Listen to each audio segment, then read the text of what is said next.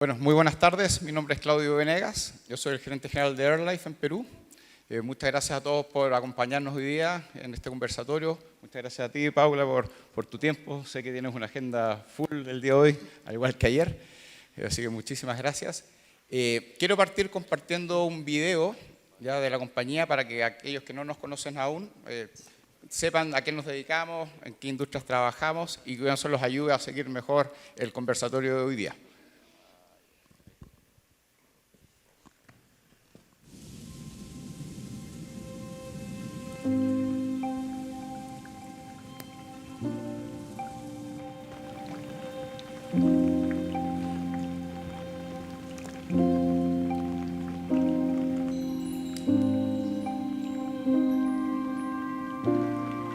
Hay algo que está en todos lados. No lo vemos, no lo tocamos, pero lo sentimos todo el tiempo. El aire. El aire no es solo lo que respiramos, es lo que nos despierta, lo que nos calma, lo que nos acompaña en cada momento del día. Está con nosotros y también en lo que nos alimenta.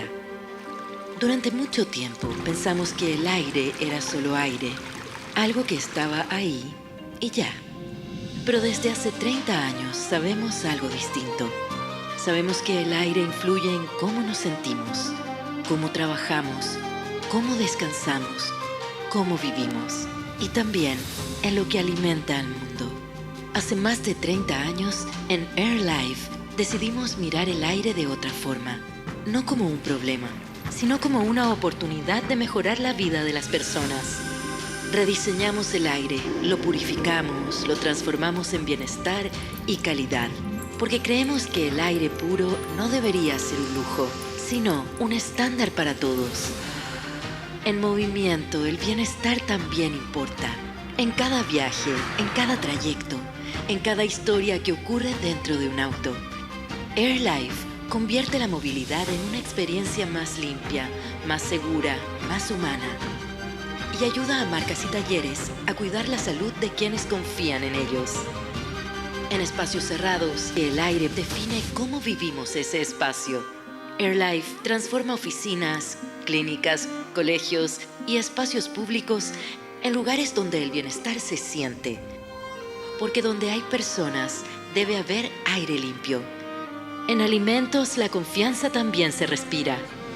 Desde el origen hasta la mesa, AirLife protege lo que alimenta al mundo para garantizar su inocuidad y preservar su calidad. Hoy, AirLife está presente en 10 países, diferentes culturas, distintos espacios, un mismo propósito: mejorar la vida de las personas y de los alimentos a través del aire. No solo somos tecnología, construimos una mejor forma de vivir. Rediseñamos el aire para que el mundo respire mejor. AirLife, aire puro.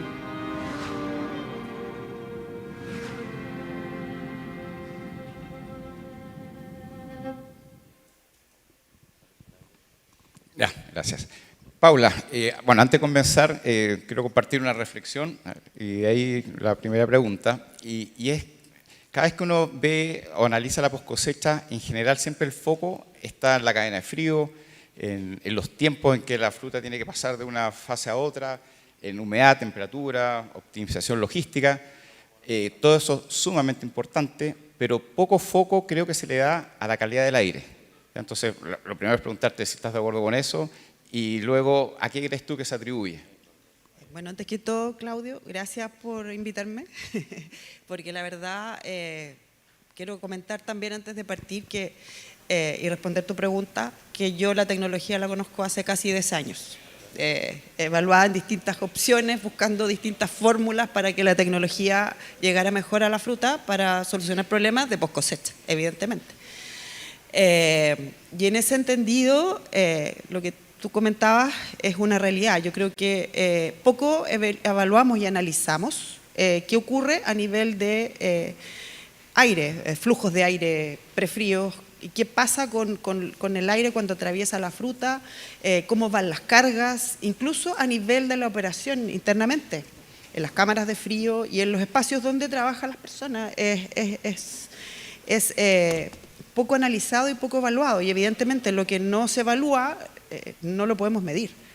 Y desde ese punto de vista creo que estamos un poco al debe en algunos casos, porque lo que hacemos lo hacemos para el momento de la certificación, más que para un proceso de mejora continua y de apoyo a lo que ocurre en post cosecha.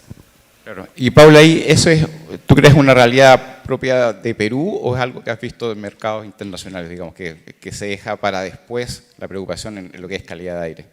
Yo creo que es global, es un tema transversal a todas las operaciones, porque en verdad, claro, decimos vamos a empezar trabajando, vamos a empezar preparando la operación para la certificación, hacemos análisis y analizamos en qué estamos para poder limpiar y hacer todo el proceso, pero luego que ya pasó, nos enfocamos en el tema productivo, en todo lo que sucede, pero de verdad, o sea, no medimos realmente qué es lo que ocurre. Y ahí, ¿qué riesgos ves tú en estos riesgos invisibles, ¿cierto? Que luego pueden afectar a la fruta? ¿Cuáles son los principales riesgos y sus implicancias, obviamente, en la calidad de la fruta? Bueno, primeramente, todo lo que son patógenos, sabemos, hongos y pudriciones viajan en el aire.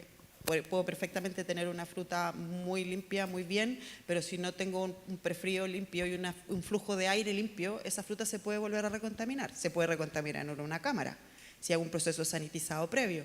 Entonces, el mismo etileno, de lo que hemos hablado tanto estos días, que ha sido como, yo siento que ha sido un poco el punto de quiebre en varias presentaciones, porque es algo que no estábamos habituados a manejar.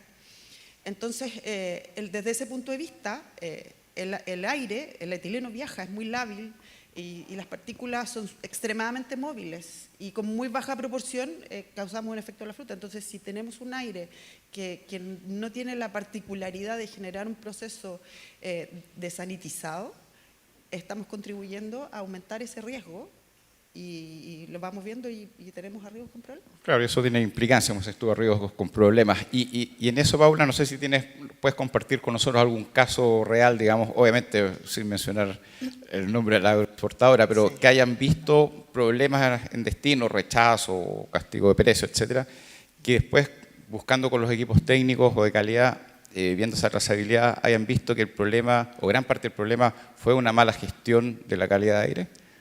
Mira, como les decía al inicio, yo hace muchos años que uso la tecnología en distintas condiciones, con distintos objetivos, pero yo recuerdo muy patente el 2018 una fruta orgánica en Chile.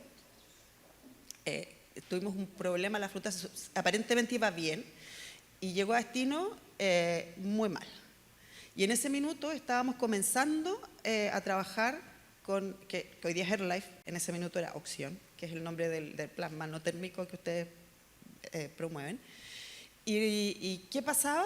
La fruta llegó mal. Y si empezamos a hacer análisis, claro, hacíamos cámaras húmedas, hacíamos seguimiento, hacíamos todo lo que había que hacer antes, pero llegaba una operación que no era propia y en ese sentido la condición de la operación que no era propia era bastante compleja, por decirlo menos. Y además se mezclaba fruta de distintos orígenes, distintos productores dentro de la misma cámara. Entonces, eso aumenta el riesgo y aumenta el nivel de heterogeneidad. ¿Qué pasó después de estos arribos? Estábamos partiendo con esto y con una compañera de trabajo, amiga, me dice, oye, hagamos un ensayo y llevemos esto a la cámara, a una cámara chica y veamos qué pasa. Probemos, si estamos evaluando. Hicimos los envíos de esa fruta. Y hubo un cambio consistente en el nivel de botrytis, porque estamos hablando de fruta orgánica, tampoco queríamos aplicar algo con carga química.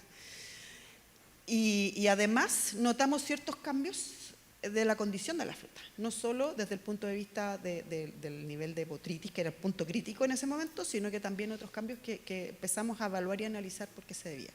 Ese fue el primer clic que nos hizo de que había algo que esto generaba y que mejoraba esa condición. Perfecto, perfecto.